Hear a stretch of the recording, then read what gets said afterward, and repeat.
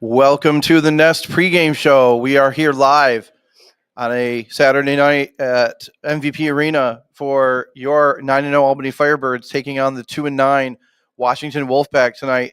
And I'm Adam Samarov, and my co-host is Chris Sipperly. And game day. We're had game day. It's been a couple of weeks with the double bye.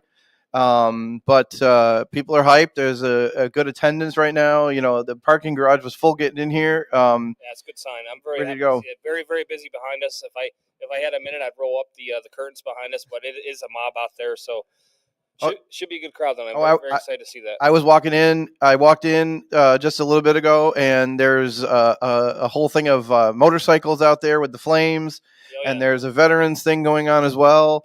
It's a big day for the Firebirds, and here at MVP Arena, 10-0 is on the line. 10-0 is on the line. It would be interesting to see how it goes tonight. Uniform UniWatch, remember that from ESPN, the UniWatch. They're in their orange tops and white bottoms, the creamsicle jersey from what I gather. And they've been good in it. They've scored a lot of points in some of those things. I think I think it's going to be an interesting game tonight. I think obviously you can look at the records and say what you will, but I think that Albany continues to have things to prove. Oh, 100%. I mean, like I said, 10-0 is on the line. There's a lot of things that they want to work on going into the playoffs because they're off 2 weeks.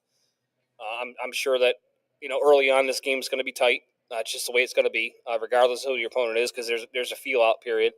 But at the end of the day, Washington's had a pretty tough season. I know all we hear about Washington is how great their uniforms look. I've seen them in person. I agree, they look fantastic. But again, I think early on this game's going to be kind of, feel it out, see how it goes, and I would expect some guys that haven't put up some stats this year get a chance to do so. Right, because I mean, obviously at Billings, you got all the history from them from last year, and then obviously from here, and then the teams that we play, Nashville, you played twice, and that kind of a thing. Washington's kind of a wild card. Yeah, they're 2-9. They haven't had a great season, but they're making the cross country trip here. Yeah, they're getting paid too. And these are all professional athletes, so it doesn't really make all that much difference. I wanted to talk about another thing online that I saw yesterday. I believe it came out yesterday. Speaking of Billings, owner Steve Titus has a new car wrap. Yeah. If you have seen that, it's it's black. So they had a bet. So for people that don't know, there was a bet between the owners for the Firebirds, Andy Gelcher, Rich Net. I can never pronounce Cisnet. I can always pronounce his last name. And Steve, and the winner of the matchup between Albany and Billings would have to get their car wrapped in the other team's colors. Well, as you know, because we're 9-0, the Firebirds won, and Mr. Titus has a Maserati that is covered in orange and black. I'm still waiting for the second car to be done. He's 0-2. That is true. They beat him twice. He's halfway home in a bet as far as I'm concerned. But before I forget, we have Denise and Stephen Lounsbury. Sorry, Denise Secor and Stephen Lounsbury up in section 115. Yes. Selling raffle tickets for the Nest autographed helmet, and there's probably 24 signatures on there of all members of the 2025 Albany Firebirds, as well as a few coaches. We're working on getting the rest. But I want to make sure we don't forget about that, because that goes to a really good cause. Yeah, definitely. So, we've decided to get signatures for all the players on the Firebirds. Like Chris just said, we've got, most of them done. We got a handful left that we're still to get. The helmet is being raffled off, and the winner will receive the helmet, and the proceeds for the raffle will be going to the Centers for Disability Services. A terrific cause here in the Capital Region. They do amazing work for the community. So there's a bunch of ways to get raffle tickets. If you're here at the game, section 115 to get your tickets, or go online. It's Venmo. There's a QR code on our Instagram page, the Nest. Yep, it's Albany there. Firebirds. Yep, it's on. If you're here in the building, of course, you're in 115. There's a QR code on the flyer. Okay. There's also I'll pin it to the top of the post when we're done here. Pin it to the top of our page, right? So people can go right to it. You just click on the Venmo link, and then the tickets are $5 a piece. And we've already raised I think $500, $600 already. So we have a lot of people that are buying tickets. So we're really, really grateful for that. Anything we can do to help donate and to help Center for Disability Services, and then give away this really awesome helmet with all the Firebird signatures on it, including.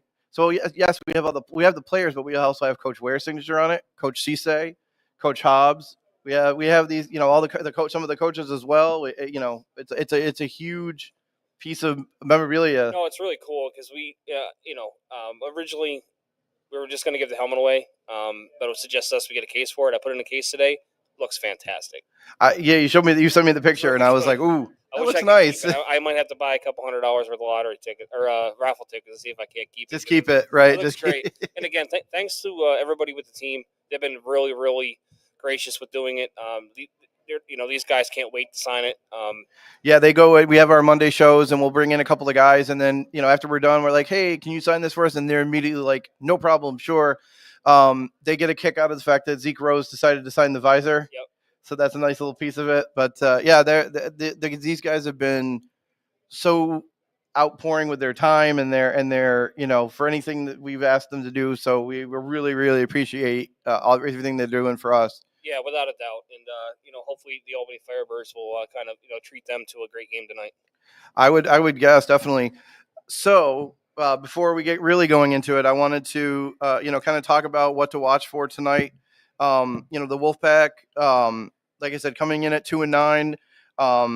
One of their leading quarterback, Adam Cruz, is 9 touchdowns and 10 interceptions. That seems like a pretty low number. So he must be one of the, maybe they've had a couple different guys play over the year. True. Full disclosure, being that they're on that side of the country, way on the outside. Yeah, I haven't caught a lot of games for them. Where are they? I can't remember. Are they out of Everett, Washington? I can't remember. I know it's one of the areas out there. Not like Seattle or something, but no, I don't think so. I'd be lying if I made a guess. So I'd rather not. And then their leading wide receiver, Deshaun Williams, has 50 catches for 444 yards and 6 scores. Cornerback Ajaz Rashid has a couple of sacks and a bunch of tackles for loss. So they got some strong guys in the backfield. So that's something that the offense, Sam's going to have to really be on point tonight, or if McCoy, if Robert McCoy ends up playing some. I'm guessing he probably will, because it's the last game of the year. Yeah, I would think so. Maybe they split it up, something like that. We'll see what Coach Ware has in mind. And then their kicker, Manny Higuera, has 6 to 7, field goal wise.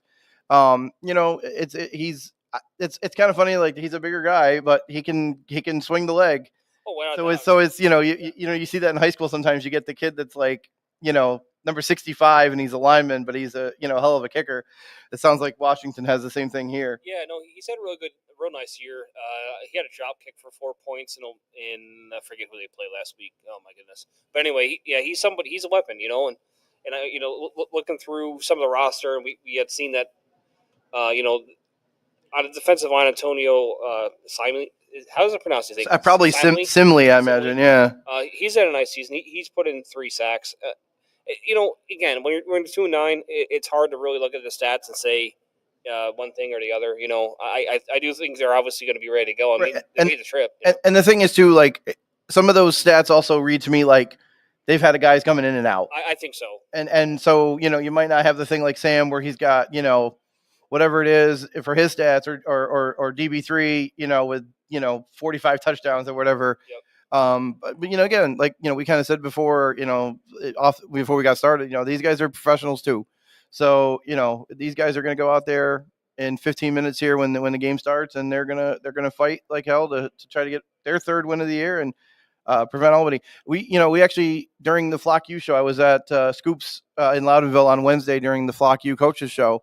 And when Damon, Coach Ware, and team president Jeff Levesque were talking, they talked about with the position that the Firebirds are in this year right now, everybody's Arena Bowl. Oh, 100%. So Washington is going to give them a heck of a run, whatever happens tonight. and then whoever they end up facing, and we'll have a show this week at some point. Around getting around life things for both of us. This week. But what they talked about, and so whoever they go against, it's the championship for all those whoever they end up facing next week, and then hopefully as we get to championship without weekend. a doubt. I mean, I think it'll be interesting. I think obviously by having. Sorry, I got a really, really nice message from Denise on how things are going upstairs. So I met her in real life. I had talked to her online. I had seen her posts and things like that, and she's been an amazing supporter for us. The whole flock has really dug what we were doing. So but I got a chance to meet her, and she gave me a big hug and thanked us for everything we do in terms of that, helping them out with the flock support and everything. So yeah. No, it's been fun. I forgot where we're going, but I got distracted by a nice message in related to what's going on upstairs with the helmet. I'm hearing the helmet's made a big difference in terms of them being able to see it. Yeah. So again, I got sidetracked there a little bit, but again, Albany takes the field here in a few minutes. It'll be a fun game. I think there's going to be some unknowns going in. I would say halfway through the first quarter, I think we're going to know what you're going to be dealing with. I think so. I just noticed something on the stream. It says we actually have 0 watchers right now, but that's a good thing because that means they're all here at MVP Arena. It's super. So that's good. I mean, typically, I would say most of the time when we do these, probably 50. Yeah, I would say. I would say so. But like we said, when I came in here, it's packed. I hope everybody's here to see a great game. Next week's the playoffs, and by the end of the night, we're going to know who we're going to play. So it'll be fun. We'll be good to go. So we will see you after the game for the next post game show, sometime about 10 or 10:15 ish, somewhere in there. Yep. And we will see you then. So for Adam Sermo and Chris Sipperly, we will see you later on tonight.